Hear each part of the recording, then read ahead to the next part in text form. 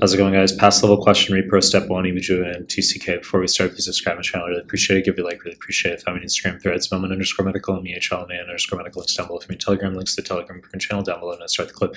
36-year-old woman, G1P0, 32 weeks gestation, blood pressure 150/95, hemoglobin low, 10 grams per deciliter, should be 12 to 17.5 in pregnancy, as well as menstruating women, 13 to 17.5 in non-menstruating women and men. MCV normal 90, should be 80 to 100. Serum LDH clearly elevated here.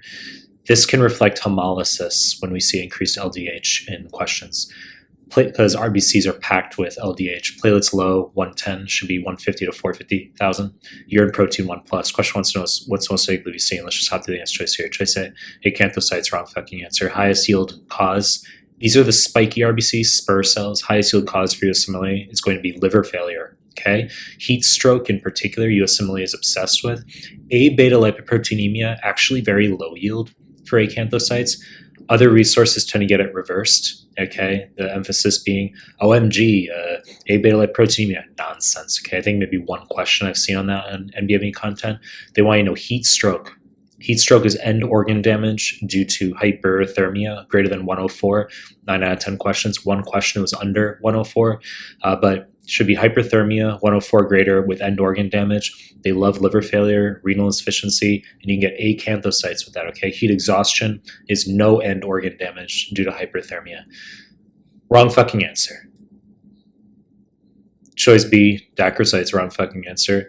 This refers to teardrop-shaped RBCs that we see in myelofibrosis. Don't really know what to tell you. Okay, it's just very straightforward and buzzy. You get a big fucking paragraph, no idea what's going on, some sort of weird heme condition, and you'll see somewhere in there, they'll say teardrop-shaped poikilocytes, and they can say dry tap on bone marrow aspiration as well. That's just myelofibrosis, the JAK2 mutation. Wrong fucking answer. Choice C, Dacrocytes, wrong fucking answer. So these are bite cells. It's G6PD deficiency.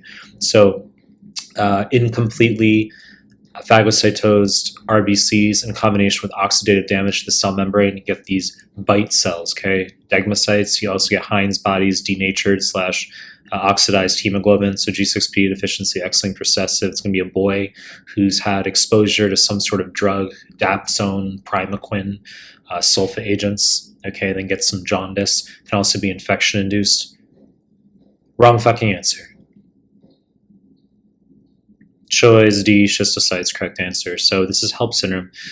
HELLP, hemolysis, elevated liver enzymes, low platelet count. So in pregnancy, hypertension plus proteinuria after 20 weeks of pregnancy is called preeclampsia. If you do an OBGYN rotation, yes, the actual definition is more expansive, but for USMLE purposes, you just need to know 20 weeks of pregnancy onward, the combination of high blood pressure and proteinuria is called preeclampsia. If we add a seizure on top of it, we now call that eclampsia. However, preeclampsia can take various trajectories, such as HELLP syndrome. Okay, holy shit, hemolysis, our hemoglobin's low with LDH high, elevated liver enzymes, which I didn't mention here, but we have low platelet count. Okay, and USMLE doesn't have to mention every finding, and can also cause subcapsular hepatic hematoma. I mentioned in one of my other YouTube clips where you can get a blood collection between the hepatic capsule and the liver parenchyma, which presents as a precipitous drop in blood pressure in someone with preeclampsia. So schistocytes, this is what they're going to do on the USMLE. This might seem nitpicky. It's not. It's exceedingly high yield. Okay, they'll give you HELLP syndrome. You just have to choose schistocytes straight up as the answer. So the conditions that USMLE wants you to know for schistocytosis going to be HUS, hemolytic uremic syndrome, TTP, thrombotic thrombocytopenic purpura, HELLP syndrome, DIC, disseminated intravascular coagulation, mechanical hemolysis due to prosthetic valves. Long discussion regarding those other conditions. Not going to make this a 19-minute discussion right now. Let's just hop through the final answers here. Spherocytes, wrong fucking answer. So obviously hereditary spherocytosis, and also you need to know drug or infection-induced hemolysis. So what's going to go down is if they give you, let's say, 15-year-old girl who's had a recent viral infection, and now they tell you spherocytes are seen on a blood smear, and then they tell you, they say Coombs test is positive, which means antibodies against RBCs. The answer is hemolytic anemia, hereditary spherocytosis. Wrong fucking answer. Because hereditary spherocytosis, we don't have antibodies against RBCs.